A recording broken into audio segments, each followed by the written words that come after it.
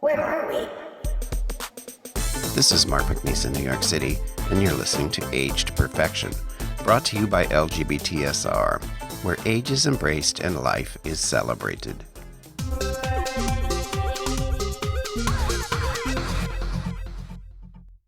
Welcome to the podcast, everybody. This is Mark, and I'm very happy to have on Dr. Imani Woody as my guest this evening.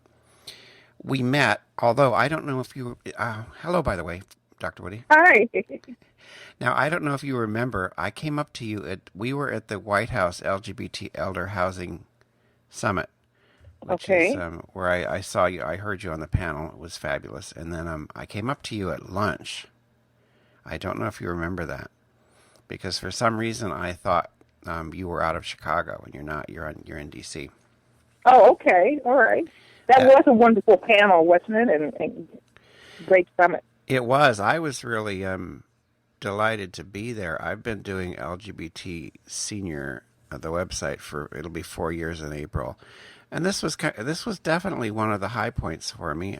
Like some of the people there, I wasn't quite sure how I got invited, but I was very happy to be there, and it was also very sobering, though. There were so many statistics and stuff coming out of there that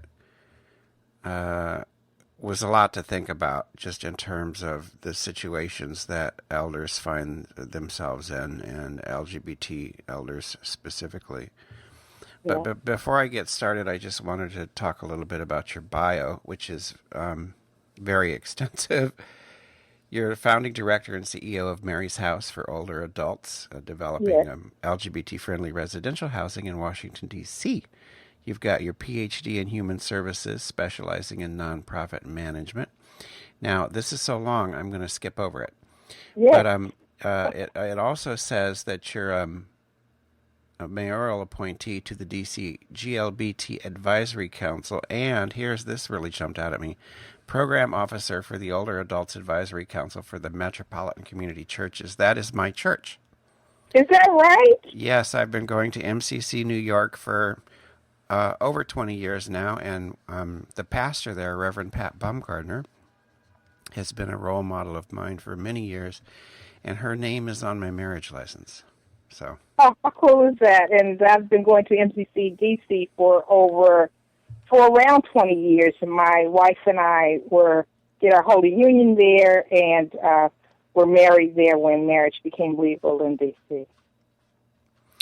Now, I know you've been in this field for a long time, and I'd like to talk about that, how you ended up in advocacy for for women and for LGBT elders, especially. How did that come about?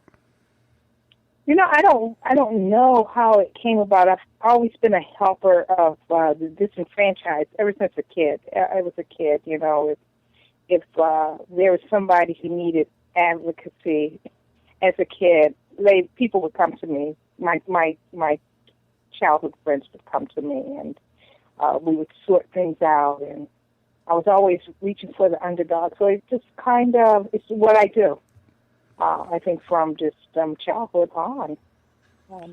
Being a woman, being a lesbian, being a black woman, I was a part of lots of communities that experience what I term microaggressions on a daily basis, and discrimination often. So just personally, it kind of bloomed out to helping women, helping children, helping people with disabilities, helping people of color, assisting with issues impacting LGBT people. My brother was a gay man. He died with the virus complications, having pneumonia complications to HIV, and the funeral home did not want to bury him. It took my parents through some awful things, and that kind of really cemented it for me then about the rights of gay folks. At the time, I was not practicing. I was married to a male, and was not acknowledging, I can say it like that, my lesbian self, but still picked up the banner for, equality. How could that happen? How many years ago was that? Oh, he died in the 80s. Wow. Yeah. Because I'll be 57 in October. Frank, my husband, always tells me that I'm always jumping ahead. Like if I'm 56 and a half, I'll say I'm 57. But yeah, I was out in Los Angeles when HIV was happening, and it was GRID. They called it a gay. It was just.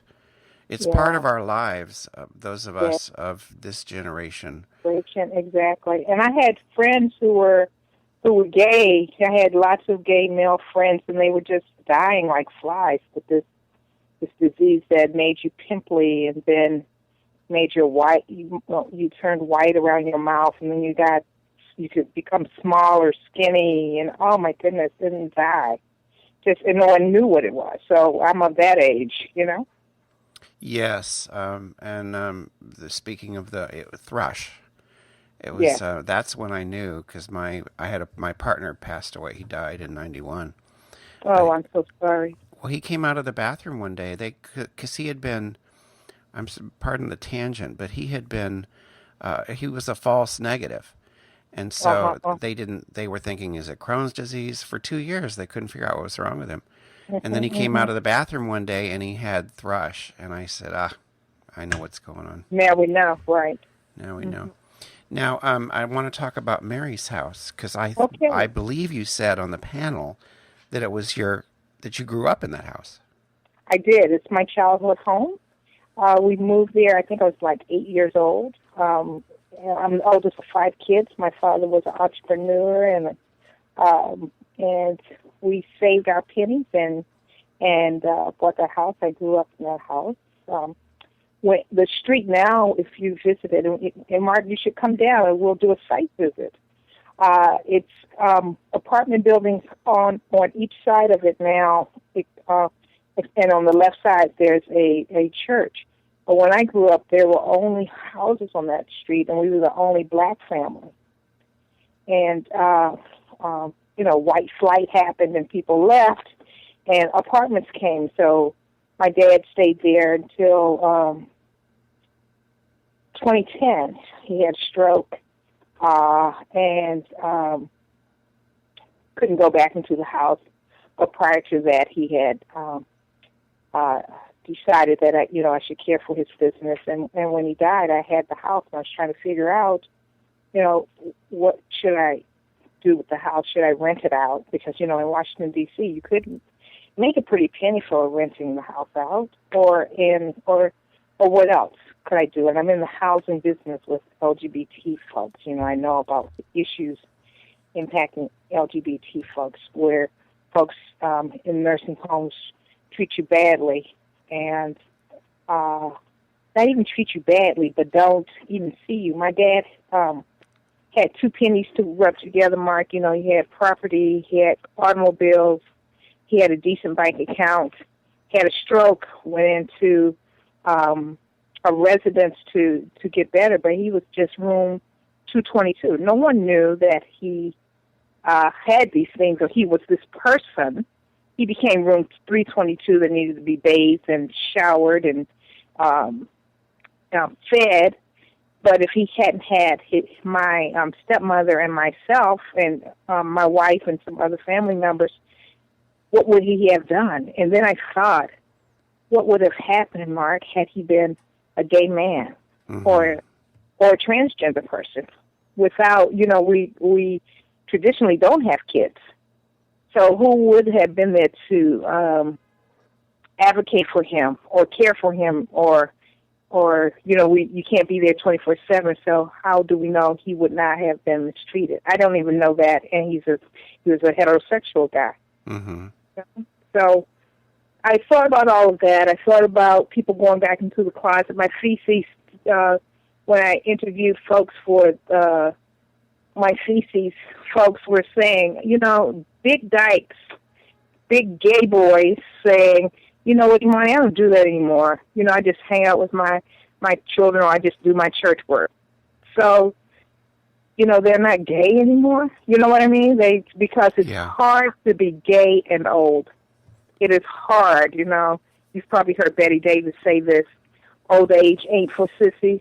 Yeah. Well, he wasn't talking about us. Old age, it's you can't be faint of heart and get old at the same time. I mean, you and I experienced it, So, housing, people still discriminate. There's just a new research study that came out about LGBT folks renting around the country and the discrimination that they experience, different tactics folks use not to rent to these gay folks. Mm-hmm. So this is a house that it's LGBT focused. You can't discriminate and say it's only for LGBT right. people. But it's LGBT focused. If you're going to be heterosexual and live there, by golly, you are an ally. You do more than accept. You embrace gay people. So that's what this house is going to be. Yes, and I've noticed just over the 4 years that I've been doing my website that it's come much more into the consciousness of at least certainly people who are aware of the issues. I mean, a lot of people aren't and don't want to be. I think right. Just as in the broader culture, age is something that people just want to pretend isn't going to happen to them. Right. And but there's a lot more going on than there was even 4 years ago. And I was on a webinar a couple years ago by a woman who works with like nursing homes, and it might have been specific to hospice. I can't quite remember, but it was really nice to see that some of these organizations and facilities are actually trying to educate themselves about the obstacles that we face. And there's a great. I'm sorry. No, that's all. Just that there's been progress made. 4 or 5 years ago, you probably wouldn't have heard much of anything, unless you knew about SAGE. Exactly, unless you knew about SAGE. And SAGE is taking a big leap. I just want to pull it, do a shout out for SAGE in that it's helped to be responsible for this national initiative on elder LGBT housing, which Mary House is a partner, to bring it to the forefront because we were doing some education. I'm also the chair of SAGE Metro DC. Mm-hmm. But we were doing education to nursing homes, to what makes your place LGBT-friendly. Why would someone go to your establishment? When I was looking for folks to fit into my dissertation, I could not. I went to nursing homes and asked if I could talk to gay people in the nursing homes, and the executive directors or the administrator would say, sure. But, we don't have any people here. Yeah. I mean, we're talking District, Maryland, Virginia, and we don't have any people here. And I go there and I see somebody who looks obviously gay to me, and they're looking at me. No, please don't talk to me. I mean, how you get that look. Yeah. Yeah, so of course not. And, so that's because people, the environment isn't friendly. People don't come out, staff or patients, residents. And so we do some education. I do education. That's part of what I do. Part of my job, my 9 to 5, is to educate organizations, agencies on LGBT, how to make your organization LGBT competent, what you can do to make your staff more friendly, more accepting. Kinds of, yeah. The another thing that's always mattered to me is affordability. Because there might be a great place in Palm Springs, Right. Some places are fabulous if you can afford them. So It's always been important to me that housing period, but housing for older LGBT people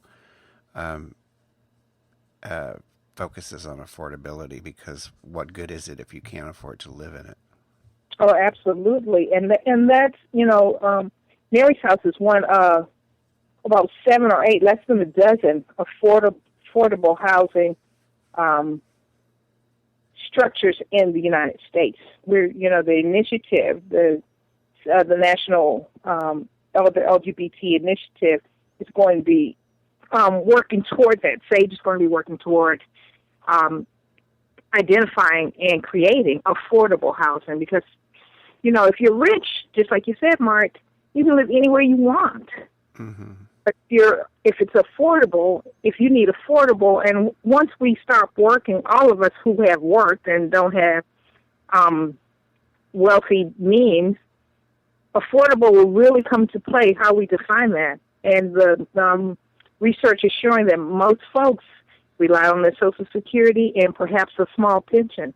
But for many of us, the pension is gone. Mm-hmm. There's no Social Security and the little 401k savings that we had, Yeah. Yeah. Now, can you let people know how to find, what your URL and how they can learn more about Mary's House? Oh, sure, absolutely. So please go like us on Facebook. We're on Facebook, and we keep that updated. We've got lots of pictures, and you can interact with us. Or you can call us on our website. Go to our website, www.maryshousedc.org, and let me spell that, MaryShousedC.org. And you're looking, I believe, I don't have it in front of me, but it's in 2016 as your projected opening. That's our projected opening, and it's 6 to 8 units, Mark. As I said during the on the White House panel, it's small, but it can be replicated. People are leaving. We're hoping people will bequeath houses to us, so that maybe there are 4 people in a house, and they live together, because we're promoting communal living. Mm-hmm. We're promoting. If you have a house and you need to match a partner up, and you want someone to live with you, or I don't want to de-gay my house. You don't want to de-gay yourself. You want Right. to have like people in. So we're developing a program that is a home share program that will help address housing issues in the DMV, and we're hoping that we can do it across the country. But that's one thing that we're doing in addition to building these homes that house small amounts of people, 6 people, and they have their own room, their own bathroom, and they share the kitchen and the dining room. They might have in our first house, there'll be a hydrotherapy unit there, and a space for congregate meals and conferences, all-purpose room. Laundromat, bus service to the store about a block away. So that's going to be the model of our second house. In our second house, we're hoping it's going to be an assisted living facility. And the third house will be a hospice. So for these 6 people, that we're hoping that we can be LGBT focused throughout, and then we'll do our second round. Excellent. Now, just in wrapping up, what would you say to somebody who might listen to this or read about these things and want to get involved? What can an average person do who says, this matters to me and I want to do something? Well, you can. We need people who want to advocate, because we petition City Hall. We write letters. People who can write letters to the editor. Keep this issue in the face of the public and our elected officials. So that we would love that. We have so that would be our policy arm. You can always write a check, because in building, you always need we have a building campaign going now, and it costs $800,000 an approximate, a little less than $800,000 to build, do the building on our house, which is a small drop in the bucket, I understand, in building housing. Thank you goodness for that. We're working on this program that we're calling Home Share.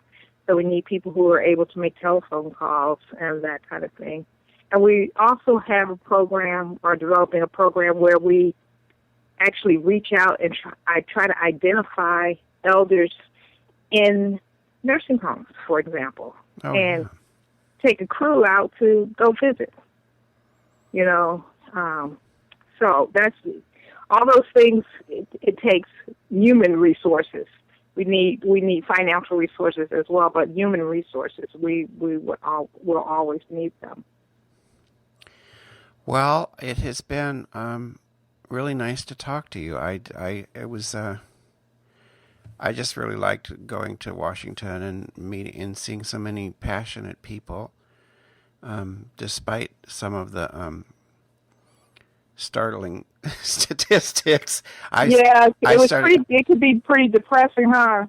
Well, then I left there thinking, I better take a look at because an awful lot of people don't even have retirement savings. Yes, exactly. Lots of people, and a lot of people who did, they're using them. Don't have a medical emergency where you have to use your money to pay your doctor bill, and the money just keeps going. Or, you are reorganized, or whatever they're calling it now, where, your job is cut. And then where do you go? Who's hiring 60-year-olds these days? Oh, so don't say that.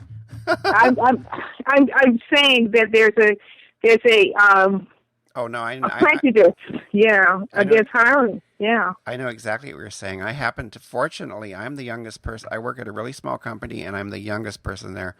And when they hired me, they said they wanted a mature person, but they couldn't say that to the recruiter.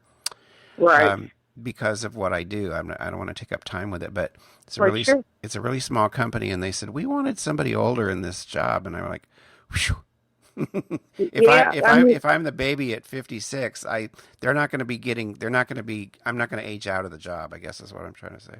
Well, that's great. That's great, because a lot of folks are, the longer you work at a company, the larger your salary is, and you can hire somebody, a younger person right out of school, doesn't have the experience, but, it's easier on the corporate pocketbook. So, yeah, but that's a whole nother story. We can do another interview on that.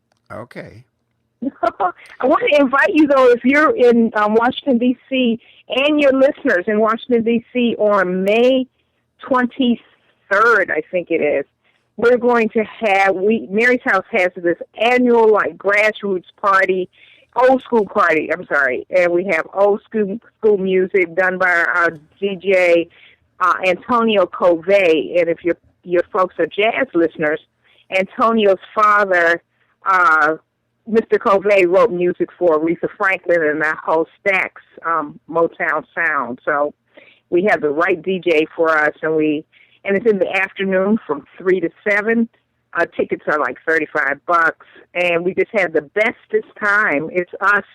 Each year we have people like our 21 to 82. We had someone that was in a wheelchair, somebody with oxygen, somebody on a cane, and we just tore up our little dance floor. So it was very, very nice. People from all over, different races and ages, of course, and socioeconomics. And it was a vision of the world that I want to live in, the world that I am advocating for. So if you're in D.C., let me know. Have you come down and shake a leg. Very good. And are details for that on the site, on the website? Yes. Okay. Because I'll add that when I put this up. I'll add that to the text part of it. Okay, that'd be great. Thank you again so much, and thank you for being flexible. I really appreciate it. Yeah, it was a delight to talk to you. Yes, same here. And if you come down to DC anyway, just look me up. Oh, I will, absolutely. Okay. I mean, because sometimes, not very often, but we get to DC sometimes, and I definitely will. So. Yeah. Okay. Thank you again. Thank you, Mark. Alrighty. Have a good rest of your evening. I will. Take care. Bye. Bye.